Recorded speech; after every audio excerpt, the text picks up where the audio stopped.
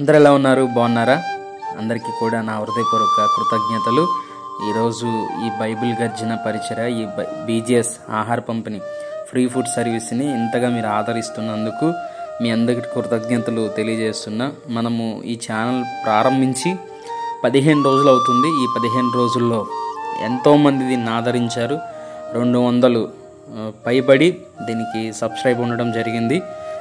కాబట్టి మీ అందరి కోరిక మేరకు ఇది ఆహార పంపిణీ వ్లాగ్ ఫుల్ వీడియో చేస్తున్నాను. చూడండి, మనం ప్రతి నెలలో అనేక రోజులు మనం ఆహారం అందిస్తున్నాం. దాదాపు కొన్ని వందలాది మందికి మనం ఆహారం అందజేస్తున్నాం. ఏ స్వార్థం లేకుండా నిస్వార్థంగా ఈ పరిచర్య మనం చేస్తున్నాం. నేను ఈ పరిచర్య ప్రారంభించి దాదాపుగా ఇది 5వ సంవత్సరం కంప్లీట్ అవుతుంది. ఈ పరిచర్యలో 5 సంవత్సరాల ప్రయాస ఇదంతా కూడా. ఇప్పుడిప్పుడే ఈ సోషల్ మీడియా వేదికగా మేము ముందుకు వస్తున్నాం. ఎంతోమంది అండి, నిరాశలైన వారికి, అనాథలైన వారికి, ఇబ్బందిగా ఉన్న వారికి, అంటే వీళ్ళెవరూ కూడా అనాథలు కాదు. ఎందుకంటే వీరందరికీ కూడా మనందరం ఉన్నాం. ఎందుకంటే ఈ లోకంలో ఒకరికి తక్కువగా ఉంటుంది, ఒకరికి ఎక్కువగా ఉంటుంది. అయితే గమనించాలి, ఎక్కువ ఉన్నవారు తక్కువ వారిని చూడవలసిందిగా మనకు ఒక సామెత ఉంటుంది. కాబట్టి విషయాన్ని గమనించాలి. నిన్ను వల్లే నీ పొరుగు వారిని ప్రేమించాలి. కాబట్టి మనం అందరం కూడా వీరిని ప్రేమించి వీరికి ఆహారం అందిస్తున్నాం.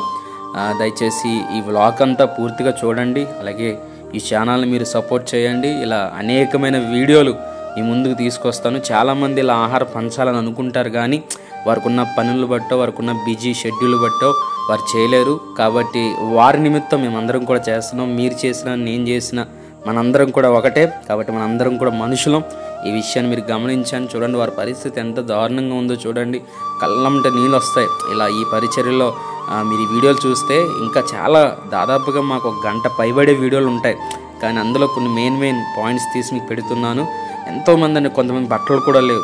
దేవుని చిత్తం అయితే మనం కూడా ఆ బట్టలు అందించే కార్యక్రమం త్వరలోనే చేద్దాం. చూడండి, చెత్తబొట్టలో ఆయన ఆహారం ఎత్తుక్కుంటున్నారు. చూడండి, ఇది వచ్చేసి ఎన్నేడు దగ్గరలో, అంటే ఆ రోడ్డు ఎన్నేడు నుంచి సింహాచలం రోడ్లో ఆ బస్ స్టాండ్లో ఇప్పుడు బట్టలు కూడా లేవు. దేవుని చిత్తం అయితే వాళ్ళందరికీ కూడా బట్టలు అందించే కార్యక్రమం చేద్దాం. ఫుట్పాత్ మీద పడుకుంటున్నారంటే మన తండ్రి వయసులు ఉంటాయండి వీళ్ళకి. మన నాన్నల వయసు అన్నమాట. బిడ్డలు వదిలేసి కన్నవారు విడిచిపెట్టి అంత దారుణమైన పరిస్థితిలో వీరి యొక్క జీవనం కొనసాగుతుంది. ఫుట్పాత్కే వీళ్ళు పరిమితం అయ్యారు. ఎంతోమంది ఈ వీడియోలో మీకు ఎంతోమంది అలా కనిపిస్తూ ఉంటారు.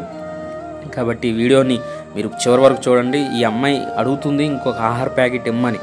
వీరికి మన మామగారు లేదా అమ్మగారు వయసు ఉంటుంది కొంతమంది ఈ వీడియోలు చూసేవారిలో. చూడండి ఎంత దారుణమైన పరిస్థితితో ఇచ్చామండి. ఎందుకంటే వారికి మధ్యాహ్నం మనం ఆహారం అందిస్తున్నాం. రాత్రికి కూడా అడిగింది ఆవిడ. అంటే వారికి ఆహారము దొరకదు, అంత పరిస్థితుల్లో వారు ఉన్నారు. 2 ప్యాకెట్లు ఇచ్చాం. చక్కగా వారు నవ్వుతున్నారు. చూడండి ఎంత చక్కగా నవ్వుతున్నారో. ఆ నవ్వు కోసమే ఇంత ప్రయాస. సోషల్ మీడియాలో చాలామంది చాలా ఏదో డూప్లికేట్గా ఏదో అక్కడక్కడ 1-2 ప్యాకెట్లు ఇచ్చి అవి వీడియోలు తీసి పోస్ట్ చేసే వాళ్ళు చాలామంది ఉన్నారు. కానీ మనం దాదాపుగా 100 పైబడి ఈ మామగారు లెగలేకపోతున్నారు. ఇలాంటి వారికి మనము హెల్త్ సౌకర్యం కూడా కల్పించాలి. త్వరితగతిలో దాన్ని కూడా మనం ముందుకెళ్ళి తీసుకెళ్దాం. కాబట్టి చూడండి, ఈ బాబాయ్కి మెదడు స్థిమితం లేదు. ఏదో చూసి రోడ్డం ఏదో పాటు మాట్లాడుతున్నాడు. గబాను ఆహార రంగానే ఆహారం ఇచ్చారు. ఆ పరిగెత్తుకుంటూ వస్తున్న ఆయన, నాకు తెలిసి ఆయన పరిస్థితి బాగానే ఉంది. చూడండి, ఆయన పరిస్థితి బాగానే ఉంది. కానీ అంత పరిగెత్తుకుంటూ వచ్చారు కాబట్టి వాళ్ళకి ఆహారం అందించాం. ఈ పరిచయం యొక్క మెయిన్ థింగ్ ఏంటంటే, ఎవరికి ఆధారం లేని వారికి ఆహారం అందిస్తాం. చాలామంది మనం అన్నం పంచి పెడుతుంటే అందరు వస్తారు. కానీ మన ప్రయాస ఏంటంటే ఎవరికి ఆధారం లేకుండా, చూడండి, మైండ్ స్థితితో లేని వారికి, లేదా కాలు చేతులు బాగోలేని వారికి, ఇంకా వీళ్ళు ఏ పని చేసుకోలేరు అన్న వరకు మనం ఆహారం అందిస్తాం. కాబట్టి విషయాన్ని గమనించండి. మరొక వీడియోతో మీ ముందుకు వస్తాను. ఇప్పటి వరకు నిన్ను వాళ్ళని, నీ పొరుగు వారిని ప్రేమిస్తూ ఉండండి. మనం ఎలా ఉన్నామో మన పొరుగు వారికి కూడా అలాగే ఉండాలి. God bless you.